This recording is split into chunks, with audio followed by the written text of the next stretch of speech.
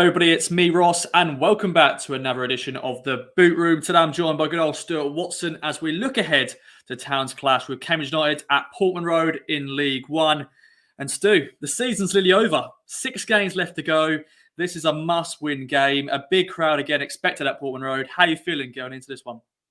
Really looking forward to this. I thought the atmosphere was fantastic for the win against Plymouth last weekend in the sunshine. The weather's changed a bit now. We've gone from glorious spring sunshine to a flurry of snow over the last few games. But nevertheless, the crowd will be coming back for this game against Cambridge. 24,000 plus expected, which is remarkable. It tells you everything about the optimism and the feel-good factor surrounding Ipswich Town at this moment in time. We've talked about these being crunch games, must-win games. Are they, aren't they? They really are now. It's 6 games to go, 5-point gap to make up, games in hand above and below. Have to win this game against Cambridge United. And let's talk about Cambridge. There is a separate video, My Meet the Opposition's video series. But let's talk about Cambridge for your point of view. Mark Bonner in charge. It's going to be the battle of the 2 young coaches, Kieran McKenna versus Mark Bonner. Cambridge, you can sort of say maybe on the beach now. They're pretty happy mid-table, 16th in League One. What do you think of Cambridge, and what's your memories from the 2-2 draw at the Abbey early in the season? Complete frustration. Ipswich 2-0 up there. Sonny Aluko at the double, and somehow Ipswich contrived to throw away a 2-goal lead. Not for the first time this season. So you can pick back through all of the results this season and find so many examples of points dropped, points that could have made the difference looking back over the course of the season. So a score to settle there. Cambridge, I think, have acquitted themselves really well after promotion, looked to try and play the right way, inverted commas. So it should be a good footballing game from that perspective, hopefully. And you're right. I think it's natural when you've come up, you've secured your place in this division, that we always use this phrase on the beach, but I don't think it's a conscious thing, but subconsciously levels do drop a little bit when you haven't got something to play for. So Ipswich should be bang at it. They know they need the win. They're going to have a big crowd behind them.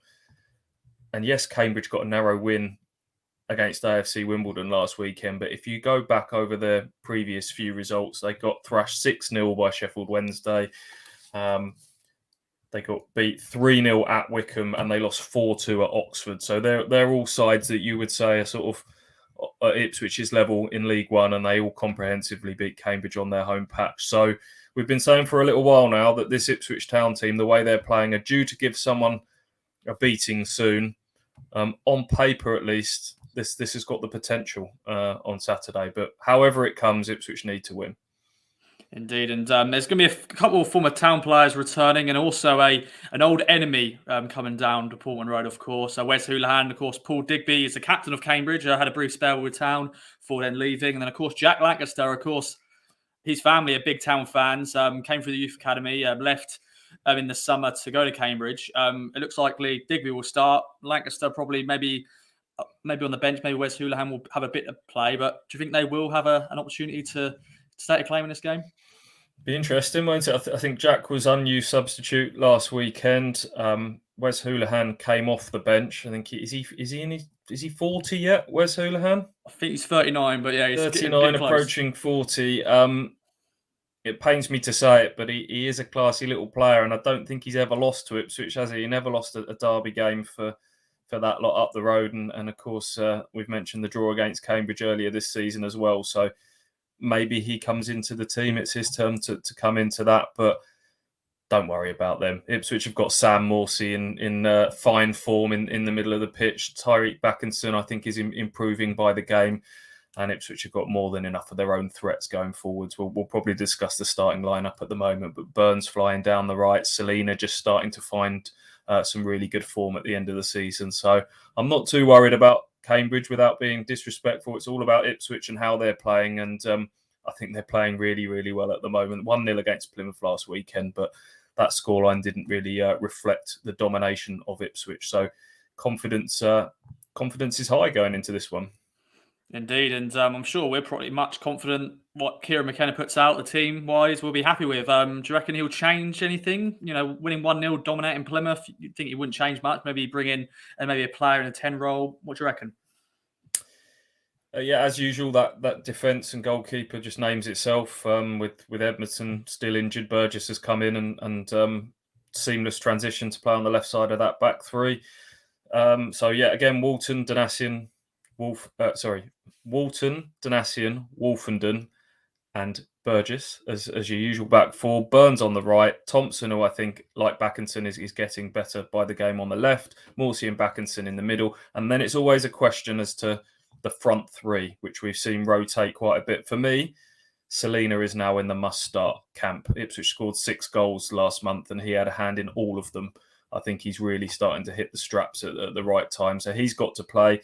Then it's a question whether Sonny Aluko, who has been very good, very classy, starts again, or at 33 years of age, does he get rotated out? And I thought Connor Chaplin was really good off the bench last weekend. I just wonder whether Connor Chaplin might come in for Sonny Aluko, but it's a really tough call between those two. And then up front, I'd go with James Norwood again, personally. I thought he had a couple of chances that, he didn't hit the target with in the first half last weekend, but a brilliant assist for Sam Morsey's winner. I thought he worked his socks off. I thought he gave a threat in behind. For me, he's the best striker at the football club. And I know that will split opinion, but I'd be going with James Norwood again. But obviously you've got Bod and Piggott as options there. And nothing would surprise us with Kieran McKenna when he names that front three. Indeed, and maybe you should start Sonny Aluko. Of course, he scored twice in the reverse fixture at the Abbey Stadium. Of course, 2-0 up, and then, we won't repeat what happened afterwards. But, Stu, prediction time. What do you reckon? Well, as I said, Janoy's come out today with saying we're looking to beat a team heavily. Kieran McKenna said that. Is this the game to do that? Yeah, Janoy said we're due to give someone a 4-0 or a 5-0 sometime soon. I mean, 12 clean sheets in 17 straight away. I have to put down Cambridge as a nil because of that, because you just have so much confidence in the way Ipswich press, the way they keep the ball, the way they limit shots on target and chances on their goal.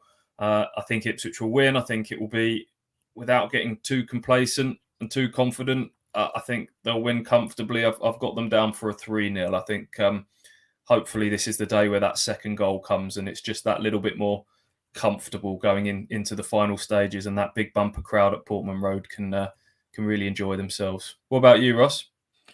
I'm going to go with a clean sheet, obviously. As you said, I think that's always the first sort of scoreline you see with the opposite team, a nil. And I'm going to go 2-0.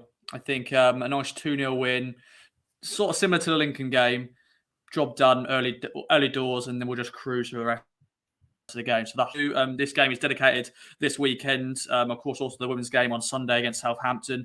Of course, the club partnered with the programme or the campaign in February, which aims for women and girls of all ages to feel confident, safe, and sharing their opinions about football online and in real life without the fear of sexist abuse. And it's a great thing for them to have loads of different activities on. The players will be wearing their shirt in the warm-ups, and it's just great that this campaign can be celebrated this weekend.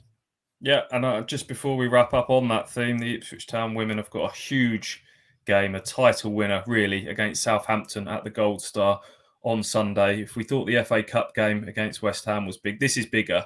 This is about getting themselves into the Championship, because really I think this is going to be winners takes all against Southampton, their big rivals. So if you can, get yourself down to the Gold Star on Sunday, 2 p.m. kickoff. So a big game for the women as well this weekend. So we wish them well. Indeed, yeah. Enjoy your football this weekend. Hopefully the weather won't be too cold for you. Hopefully the sunshine comes out a little bit, and I'm sure everyone's going to enjoy themselves in the fan zone. Make sure to follow the game with us online, on video. We've got so much great content coming out for you. So enjoy that. Stu, thanks for joining me, and bye for now.